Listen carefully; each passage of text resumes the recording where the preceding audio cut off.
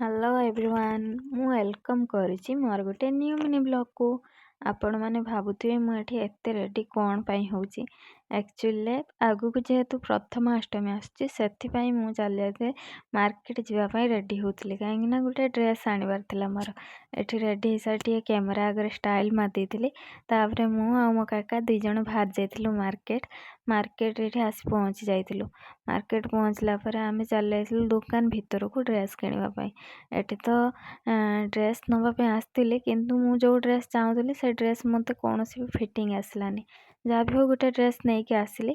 ତାପରେ ଆମେ ଏଠି ଆସି ଯାଇଥିଲୁ ଫାଷ୍ଟଫୁଡ଼୍ ଦୋକାନ କିଛି ଖାଇବା ଘରକୁ ନେବା ପାଇଁ, ଯେହେତୁ ରୋଷେଇ ହେବନି ସେଥିପାଇଁ ଘରକୁ ଖାଇବା ନେଇଯାଇଥିଲୁ। ତାପରେ ଆମେ ଆସି ଯାଇଥିଲୁ ପୁଣି ଏଠି ଗ୍ରୋସରୀ ଜିନିଷ ଆଉ ପରିବା ନେବା ପାଇଁ। ଗ୍ରୋସରୀ ଜିନିଷ ଏଠି କିଛି ଘର ପାଇଁ କିଛି ଗ୍ରୋସରୀ ଜିନିଷ ନେଇଯାଇଥିଲୁ। ତାପରେ ପୁଣି ଆସି ଯାଇଥିଲୁ ଆମେ ଏଠି ପରିବା ଦୋକାନରୁ କିଛି ପରିବା ନେଇଥିଲୁ, କାରଣ ଆମ କୃଷି ଆଉ କୃଷିକା ଏବେ 2 ଜଣ ସିଝା ଖାଉଛନ୍ତି, ସେଥିପାଇଁ ତାଙ୍କ ପାଇଁ ଗାଜର ନିଆଗଲା। ଗାଜର ନେଇସାରିଲା ପରେ ଆମେ ବାହାରିଲୁ ଘରକୁ ଯିବା ବାଟରେ ଏଠି ଦେଖିଲୁ ରାସ୍ତାରେ ବହୁତ ସୁନ୍ଦର ଲାଇଟ୍ ସବୁ ସଜା ହେଇଥିଲା। ତାପରେ ରାସ୍ତାର ଭ୍ୟୁ ବି କିଛି ଭଲ ଥିଲା।